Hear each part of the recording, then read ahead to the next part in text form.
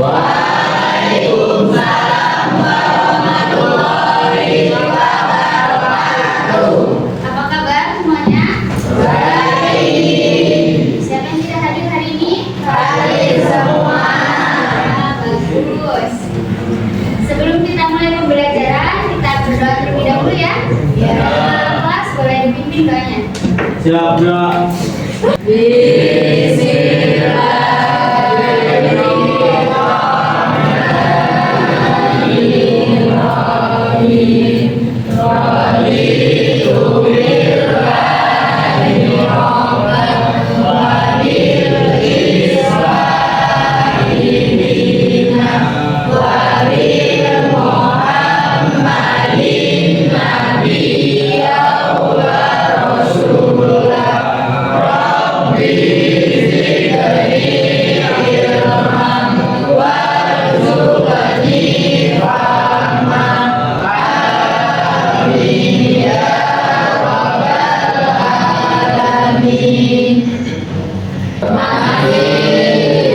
Boleh dibuka buku tulisnya, penanya. Tujuan dari materi hari ini supaya kalian bisa menganalisis manfaat dari materi ini. Kemudian ada menghindari sikap temperamental atau gampang marah. Cara menghindari sifat temperamental, ada yang tahu? Tidak ada yang tahu? Melakukan hal positif. Melakukan hal positif, bagus. Yang lainnya? Tidak bercampur. Emosi. Apa yang belakang? Tidak ikut campur. Tidak ikut campur, bagus. Oke, jawabannya bagus-bagus. Jadi cara menghindari sifat marah temperamental. Yang pertama, dengan membaca ta'awudz. Kalian tahu apa ta'awudz? Seperti apa? A'udzubillahi minasyaitonir rajim. Ketika diri kita sudah merasa emosi, ingin marah, kita langsung berdoa. A'udzubillahi minasyaitonir rajim. Itu artinya adalah saya berlindung dari setan yang terkutuk.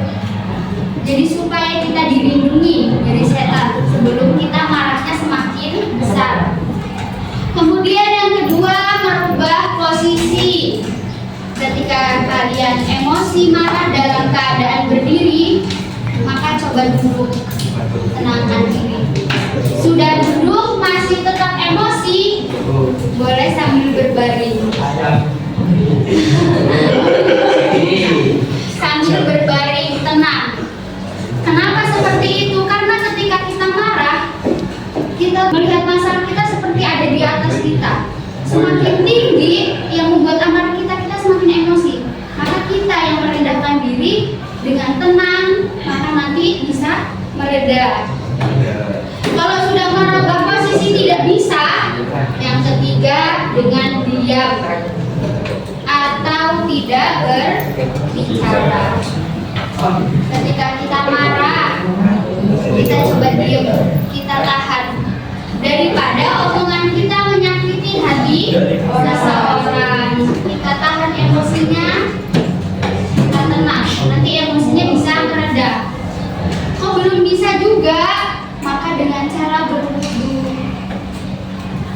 Karena emosi itu asalnya dari setan. Setan terbuat dari api. Maka api disiram air, insya Allah akan padam. Jadi ketika kalian marah, boleh ambil wudu, berdoa, mandi. Sudah berwudu, kemudian masih emosi, kalian ingat kepada Rasul dan janji Allah. Mengingatnya kenapa?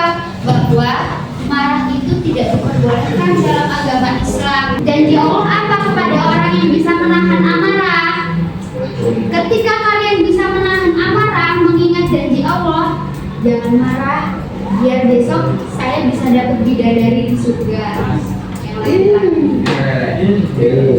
yang perempuan jangan marah, biar nanti di surga dapat duit yang banyak, perhiasannya yang banyak. Ada. Lanjut satu poin. Manfaat dari sifat temperamental. Setelah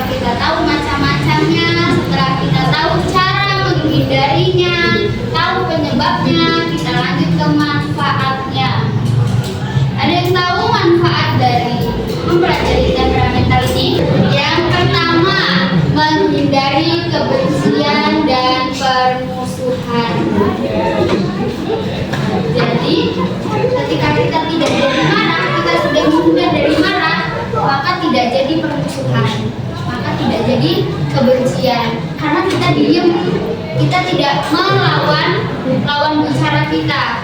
Paham? Kalau kita emosi, kita lawan bicara kita itu, maka menjadi permusuhan. Karena omongan kita misalkan yang menyakitkan, kemudian menjadi timbul kebencian. Yang kedua, manfaatnya membawa kebahagiaan. Jadi kemampuan untuk menahan amarah memiliki keuntungan tersendiri bagi seorang muslim. Maka ketika ia mampu menahan amarahnya, maka hatinya menjadi tenang, damai. Tiga, mendapat pahala besar dari Allah. Ketika kita bisa menahan amarah, kita mendapat pahala besar dari Allah. Jadi Allah, kita akan masuk surga dari pintu manapun. Kita tinggal milih. Kita di dunia kemarin udah nahan amarah. Besok ketika di akhirat kita tinggal pilih mau masuk pintu yang mana dari pintu surga. Seperti itu, kita bebas. Semua pintu terbuka untuk kita masuk. Maka ada yang dipertanyakan? Tidak? Dan tidak ada yang dipertanyakan? Saya boleh bercerita sedikit? Jadi di sini ada cerita tentang kisah paku dan sebatang balok. Ketika ada anak murid dia itu sering marah di sekolahnya, di kelasnya. Kemudian ada salah satu guru yang tahu. Kemudian dipanggil anaknya. Anakku, kenapa kamu marah? Dia menjelaskan kenapa dia marah ini itu. Setelah itu gurunya itu ngasih paku, balok, dan palu. Kata gurunya gini, anakku, ketika kamu marah, kamu paku di balok itu. Sekali kamu marah, kamu taruh paku di balok satu. Selama seminggu. Sudah berjalan selama seminggu, kemudian muridnya dipanggil lagi oleh gurunya. Ditanya, kamu minggu ini sudah naruh paku berapa di balok? Kata muridnya 20, Bu. Sangat banyak. Sampai baloknya itu sudah penuh. Kemudian ibunya ngasih arahan, coba kamu tahan, jangan gampang marah. Kemudian diberi perhatian lebih sehingga itu paham dan bisa menahan amarahnya. Ibunya suruh melanjutkan lagi, ketika kamu marah, paku lagi di balok itu.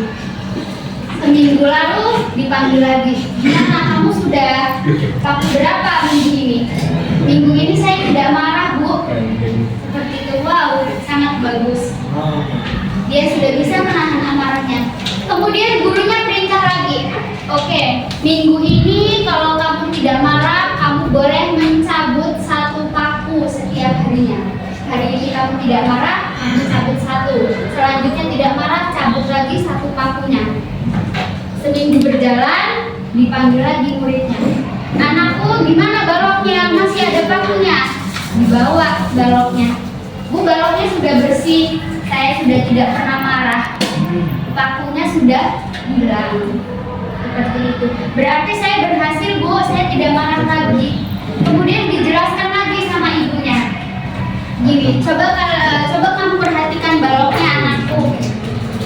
Paku yang kamu taruh di balok ini ibarat ketika kamu marah kepada seseorang. Setelah marah, kamu cabut. Itu kamu ibaratnya meminta maaf kepada orang tersebut. Ketika sudah dicabut, maka masih ada bekasnya. Begitu pula dengan perbuatan kita. Ketika kita marah, kita ngomongin orang itu, kamu tuh dasar gini, sampai orangnya sakit hati. Setelah itu kalian sadar, waduh, tadi omongan sangat menyakitkan, kalian minta maaf. Maaf ya, tadi aku berbicara seperti itu, aku emosi, aku marah. Ya,